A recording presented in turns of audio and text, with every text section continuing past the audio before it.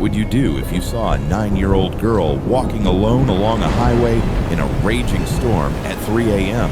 Don't answer too quickly, because the driver in this story regretted his choice for a lifetime when he saw that little girl run straight into the darkness and vanish forever.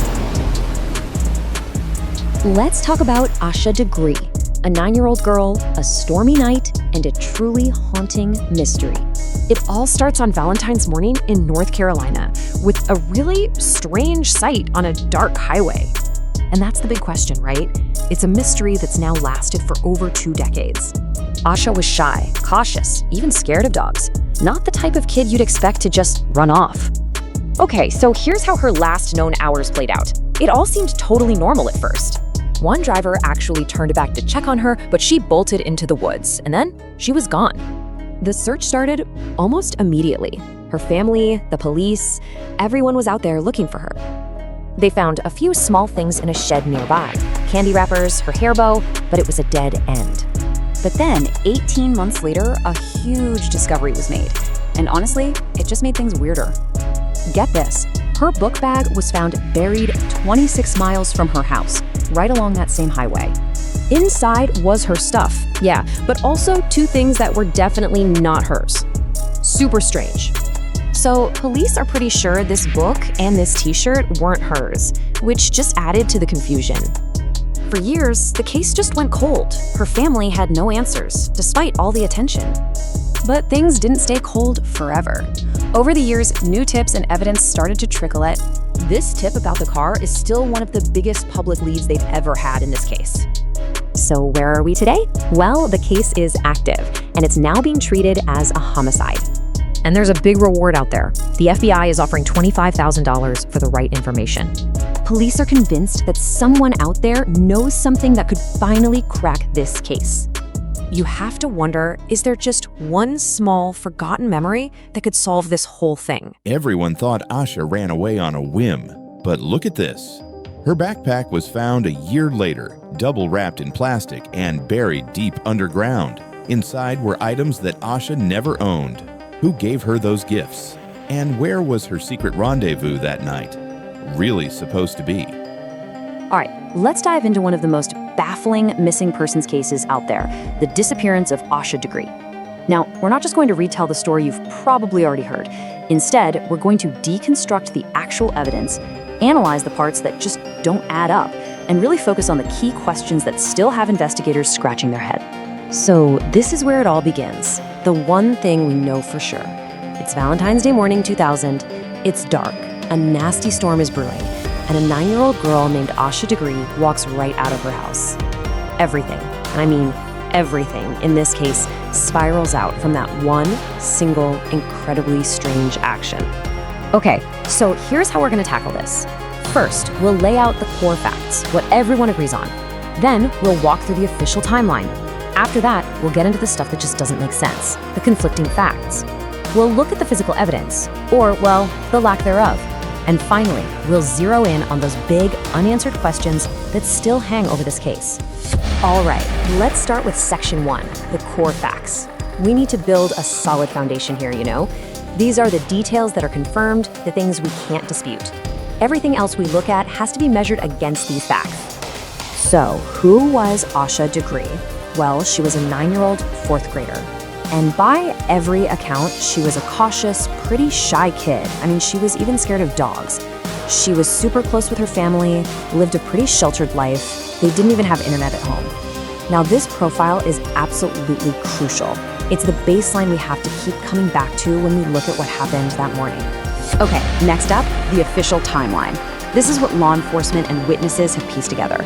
And it's so important because, as you'll see, the window of time for what could have happened here is incredibly, incredibly tight. So check this out. Sunday night, 8 p.m., Asha and her brother go to bed. An hour later, the power goes out because of a storm. Now this is key. At 2:30 in the morning, her dad, Harold, checks on them and sees Asha fast asleep in her bed. But then, just a little over an hour later, she's spotted walking along the highway. And by 6:30 a.m., when her mom goes to wake her up, she's just gone. And those sightings on the highway, the details here are just wild.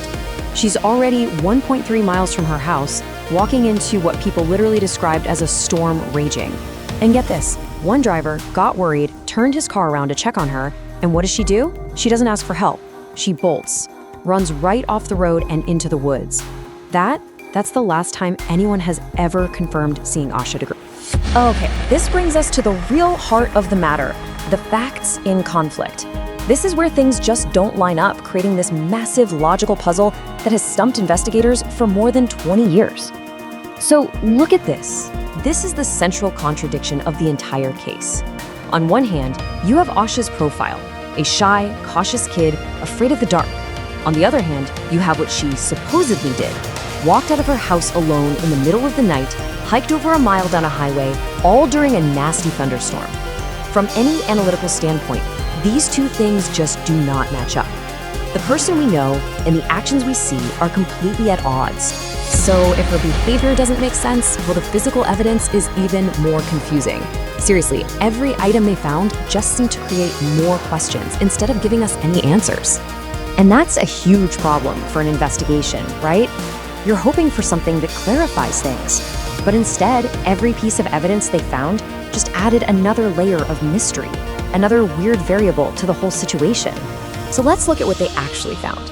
First, some small things in a shed near the highway. A hair bow, a pencil, candy wrappers. Okay, so this pretty much confirms she was there, but it tells us nothing about where she went next. Then, you have the book bag, and this is a huge piece of the puzzle. It turns up a year and a half later, 26 miles north of her home, and it was buried and double wrapped in plastic trash bags. I mean, that just screams that someone else was involved, trying to hide it. And the stuff inside? A Dr. Seuss book from her school and a New Kids on the Block t-shirt. The crazy part? Her family says neither of those things were hers. So now you've got these totally random items thrown into the mix. 15. Think about that number. 15 years.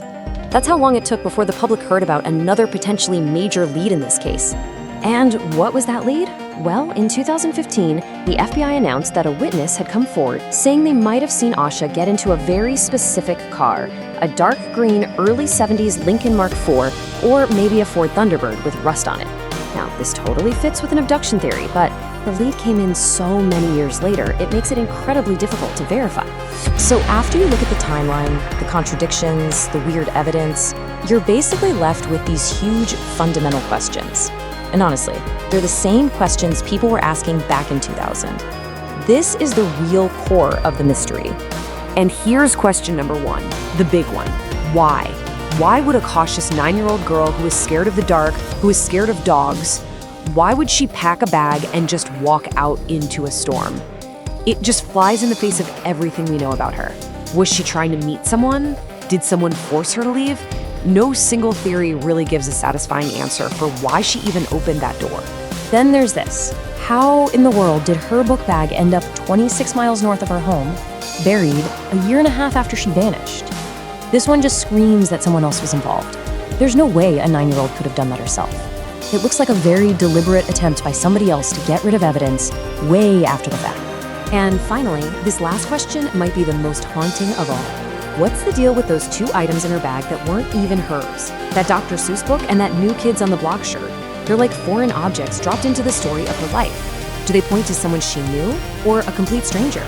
They're clues without any context, leaving us all to wonder, who do they belong to and what does it all mean? Asha Degree wasn't afraid of the dark. She was afraid of something hiding inside it. The truth is still waiting to be unearthed. Don't go anywhere, because next is case number 2. A fateful call from a wasteland that science still cannot explain.